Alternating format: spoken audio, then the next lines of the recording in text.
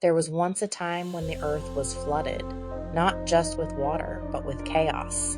A world drowned in noise, greed, and forgetfulness, where the soul of humanity had drifted far from the divine blueprint.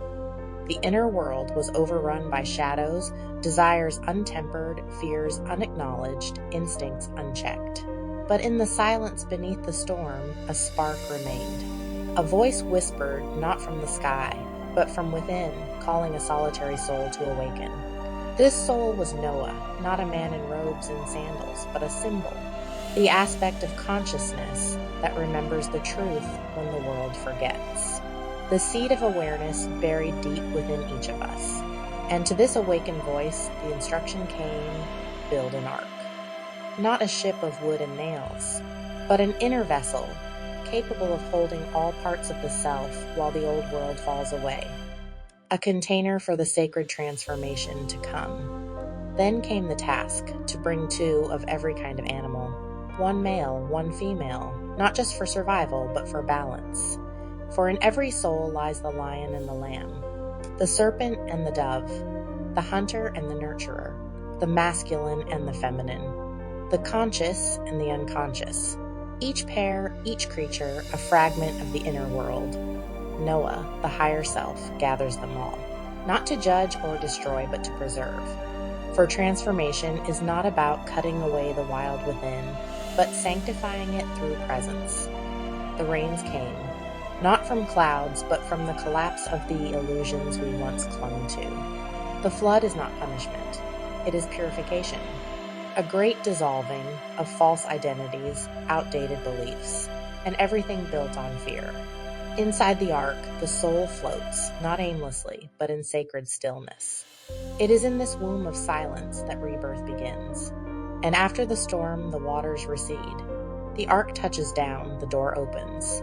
And the soul steps into a new world, not one cleansed by wrath, but one reborn through balance, integration, and conscious union with all that it is. This is not just a story of survival.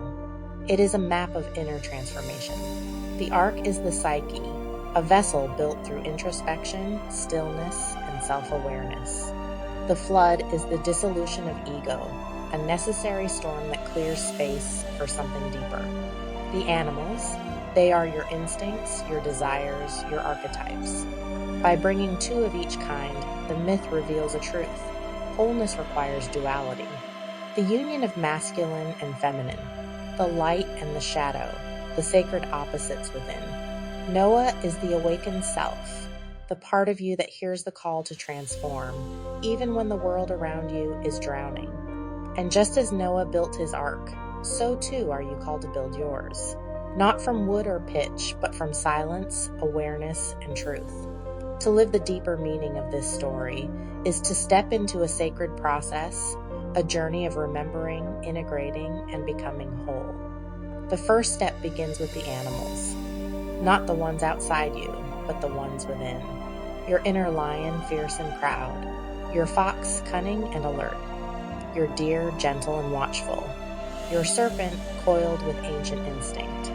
Each represents a fragment of the psyche, instincts, patterns, emotions that you may have long hidden in the shadows. You are asked now, gently but courageously, to welcome them. Observe what arises in moments of anger, fear, desire, and pain. Don't turn away. Instead say, you too are part of me. Come aboard. This is the sacred work of shadow integration, to bring in the disowned, unspoken parts of yourself. Not to act them out blindly, but to give them voice, to let them be seen. In doing so, you become more whole, more real. Next, turn inward and notice the energies of the masculine and feminine moving within you. Perhaps you've leaned too heavily into one, driven always by action and control, or swept up in emotion without direction. But both are needed. The masculine gives structure and boundaries. The feminine offers intuition and flow. In stillness, imagine them meeting, perhaps in a quiet room inside your heart. What do they say to each other? Is there harmony or tension? This inner dialogue is a union long forgotten in the modern world, and yet it is at the center of your transformation. To support this work, you must build space, your own inner ark, a sacred daily moment where the outside world recedes and you return to yourself. It could be 5 minutes of breath, a walk in nature, or a journal laid open beneath a morning sun. In this quiet, you become the ark. You hold all that you are without judgment. And then comes the flood. It may not look like water. It may be the loss of a relationship, the collapse of an identity, the ending of a chapter you once clung to. Do not resist it. The flood is part of the path.